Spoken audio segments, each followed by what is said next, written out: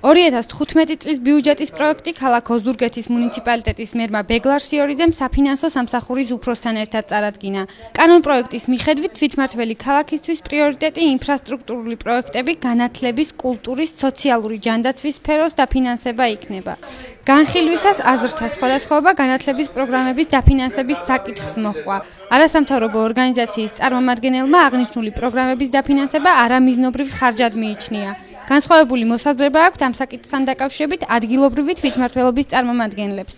მათი თქმით, პროგრამის ფარგლებში გათვალისწინებული ქალაქ ოზურგეთის მუნიციპალიტეტის ტერიტორიაზე არსებული დაწყებითი და ზოგადი განათლების მქონე დაწესებულებების სრულყოფილი ფუნქციონირების ხელშეწყობა მნიშვნელოვანია. ერთი შეხედვით ბიუჯეტი დამაკმაყოფილებელია. დღეს რა, ასე ვთქვათ, შენიშვნად შემოვიდა ზოგადი განათლების საკითხთან დაკავშირებით. მე ამას მინდა უბრალოდ შევეხო, იმიტომ რომ მართალია ეს არის დელეგირებული უფლებამოსილება და სახელმწიფო უზრუნველყოფს ხარჯებს, მაგრამ მიმაჩნია, რომ მუნიციპალიტეტმა და თვითმმართველმა ქალაქმა სუბსიდიის სახით უნდა შეძლოს და დაეხმაროს განათლების სისტემას.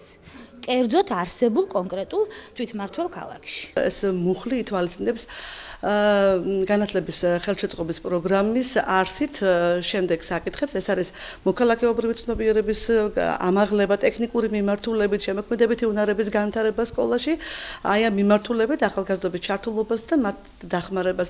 ეს შეიძლება ასახული იყოს მატერიალურ-ტექნიკური თვალსაზრისით და წარმოდგენილი პროექტების დაფინანსების ფარგლებში და ასე შემდეგ. მე ვფიქრობ, რომ ჩვენ არ უნდა ვიყოთ გულგრილი და რა თქმა უნდა კანონიერების ფარგლებში ვახდინოთ ამ მიმართულებითაც ჩვენი ახალგაზრდების და მომავალი თაობის დაფინანსება. ყველა შენიშვნა და რეკომენდაციები, რომელიც 2015 წლის ბიუჯეტის კანონპროექტის განხილვას მოჰყვა, გათვალისწინებული იქნება, აცხადებს ქალაქის მერი.